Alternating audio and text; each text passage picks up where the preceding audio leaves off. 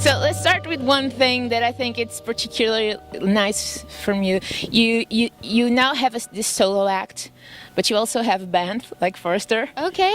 Yes. Yes, I do have Forrester. Yeah. What's the difference between playing solo and playing with a band, and what did you learn for both experiences? I think being in a band taught me a lot of, it sounds trite or stereotypical, but compromise and teamwork. When you're all contributing 25% to the writing and performance process, you absolutely have to rely on each other. And so I think that I derived a lot. You know, it's frustrating at first when you're learning each other's personalities and how to work with another artist, but then it becomes something you rely on and depend on to when I'm having a rough time on stage or I get very nervous, I can turn around and see other people there. I can make eye contact with my drummer, who is, you know, my best friend in the whole world, and it's like just us playing. And still, I perform solo 90% of the time, but for certain special shows, like he'll come out and play,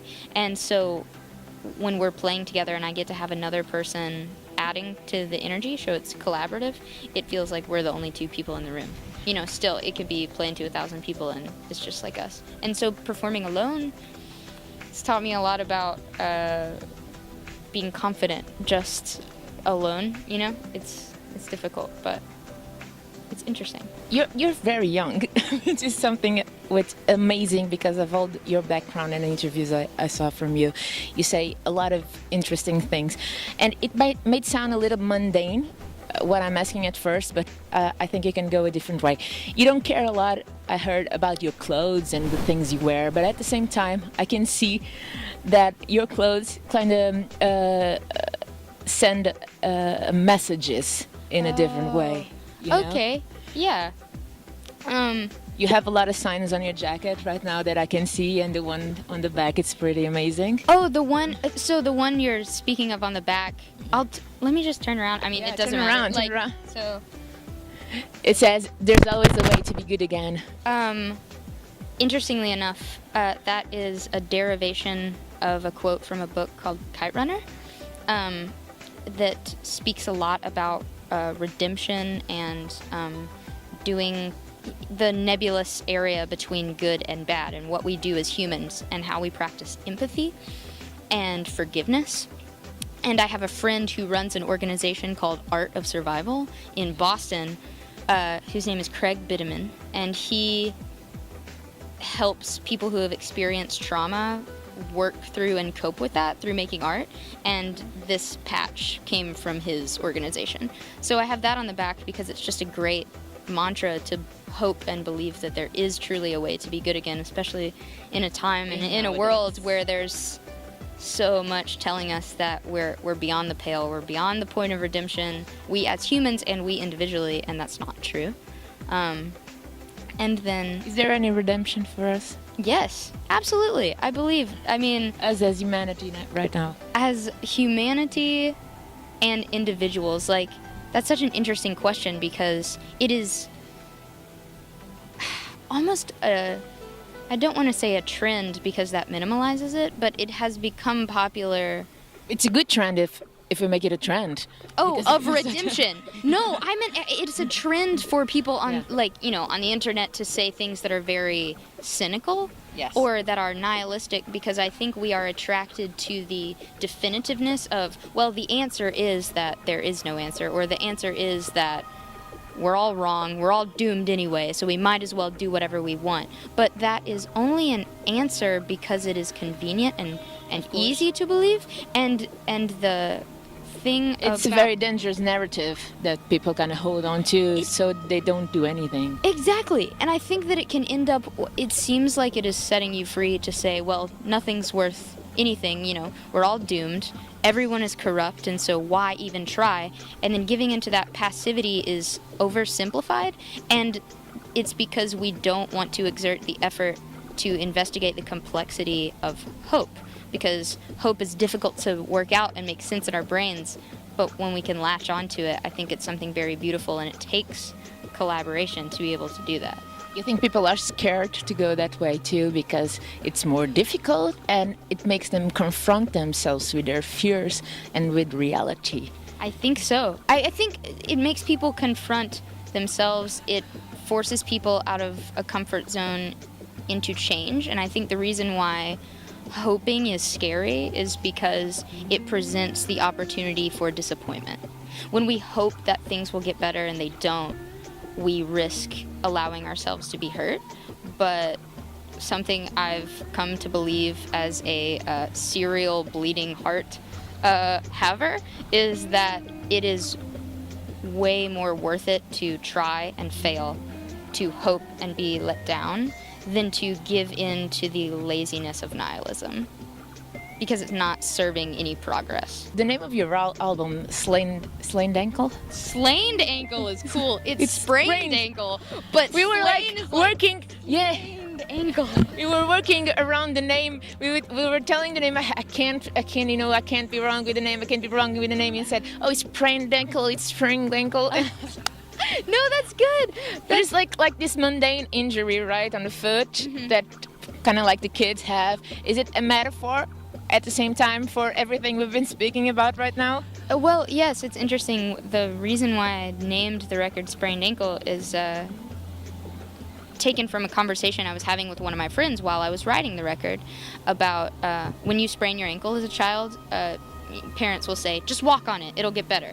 You can't, sit there all sad. You have to walk on it. That way it will heal. Yeah. And so I was like, well, the way that I feel right now is I feel like I can't go on. I feel like my heart is broken.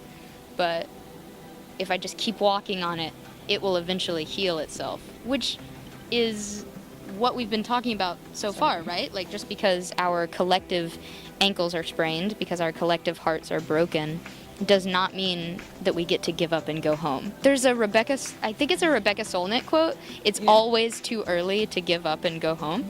And I think that's awesome. Anytime you want to give in or give up, it's like, it's always too early. Like, stay a little bit longer, try a little bit harder, Yeah. And I know you're really into literature. Okay. Yeah. And you're taking a literature course, right? And a Spanish course? Oh, wow. Okay, so actually not currently. That was a while ago. I've kind of put school on hold because I'm touring so extensively that it's difficult to keep up with. I just can't be on campus. But I did, the last semester I was in school was Spanish Lit, and I loved it. I actually was supposed to have a Don Quixote tattoo, but my artist broke both her legs in a freak accident. But you have a lot of tattoos, and you have tattoos from this professor that kind of influenced you a lot. Oh yeah, these. Okay, so these. Can you show them? Yeah. Well, here they're for me. So they're for me to read. Okay. But they're backwards. They're backwards. So like, so they're from Gabriel Garcia Marquez. Book, 100 Years of Solitude, where all the people... I love that book, one of my favorite books. Really? Yes. One of mine too. Yeah. You know the part where... I just cried when he died a few years ago. It was so sad. I know. Yeah. I know. I was like, no more from you. But we still have his books to remember fondly. So that's South American literature. Yeah, but there's... there's Spanish literature that South American. We've been talking a lot on this tour about... Garcia Lorca and Cervantes, obviously. But I know that some of my other favorites, like like Borges, Luis Borges, and obviously Garcia Marquez from Colombia. And it's so cool because he does magical realism that is just fantastical. But then he has these interesting short stories that are very politically oriented because of his involvement in the Colombian thing. But I don't know. He's a fascinating individual. Actually, you know that he couldn't sell 100 Days of Solitude in just in the final kind of book. He couldn't because he didn't have the money to print it all.